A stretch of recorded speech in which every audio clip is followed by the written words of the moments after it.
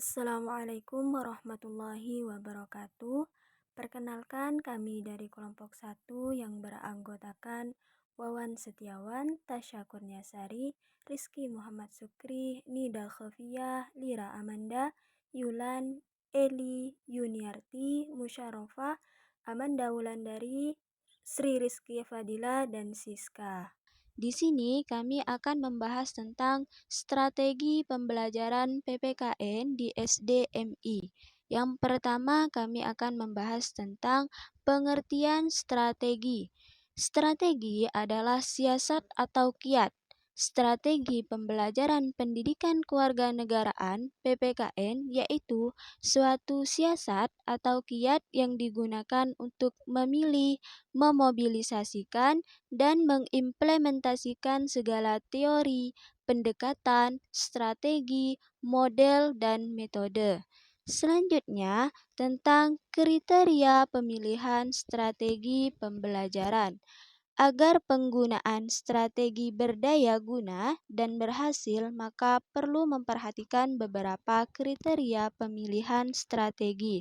Adapun kriteria pemilihan tersebut yaitu yang pertama, faktor pemilihan seperti pemilihan bahan ajar, terutama yang berhubungan dengan tingkat kedalaman dan keluasannya. Yang kedua, faktor penentu seperti penetapan tujuan pembelajaran, terutama harus berorientasi pada semua domain dan pembelajarannya. Yang ketiga, faktor efisiensi, yaitu berorientasi pada ekonomi, terutama pada pilihan yang sederhana, mudah, dan ramah. Yang keempat, faktor efektivitas, yaitu faktor yang berkaitan dengan instrumen, terutama instrumen yang berkaitan dengan tujuan, tugas-tugas, dan motivasi. Yang kelima, faktor relevansi, yaitu faktor yang berkaitan dengan proses belajar dan hasil belajar.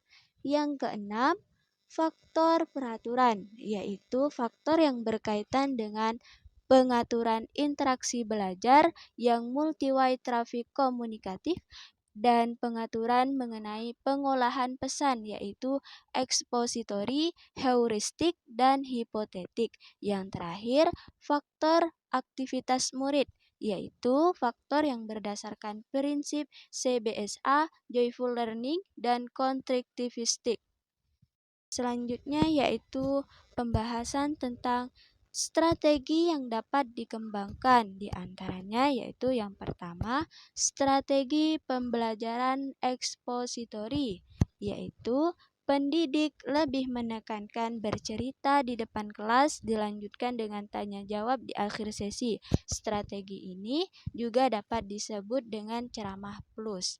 Yang kedua, strategi pembelajaran information search, yaitu pendidik memberikan tugas kepada peserta didik untuk mencari tugas tersebut secara mandiri dan diakhiri dengan kegiatan penilaian oleh pendidik. Yang ketiga, yaitu strategi pembelajaran reading aloud, yaitu peserta didik membaca modul yang telah diberikan dengan suara lantang. Hal ini bertujuan agar peserta didik dapat lebih mudah memahami materi yang dibaca. Selanjutnya, strategi pembelajaran heuristik, yaitu peserta didik mengolah sendiri materi yang telah disampaikan pendidik. Dengan beberapa strategi tersebut, peserta didik tidak akan bosan dengan pembelajaran yang telah disampaikan. Pembahasan yang selanjutnya yaitu strategi pembelajaran. Strategi pembelajaran yang pertama yaitu belajar untuk mengetahui atau learn to know. Pengetahuan adalah jendela dunia yang dapat dimanfaatkan untuk anak cucu kelak.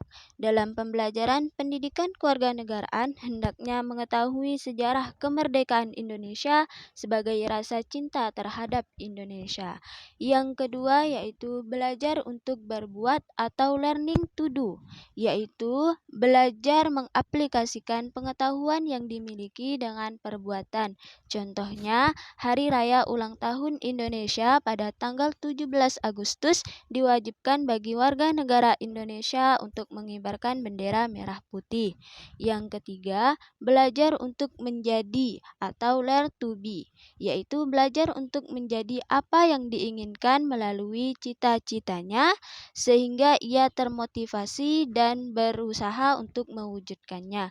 Yang terakhir, belajar untuk bersama sebagai makhluk sosial atau learn to live together, yaitu belajar menjadi insan yang hidup rukun dan saling membantu sesama. Seperti contoh dalam bermasyarakat harus saling membantu walaupun terdapat keanekaragaman suku, agama, ras, dan budaya. Mungkin hanya itu yang dapat kami sampaikan. Kurang dan lebihnya saya mohon maaf. Sekian, wassalamualaikum warahmatullahi wabarakatuh.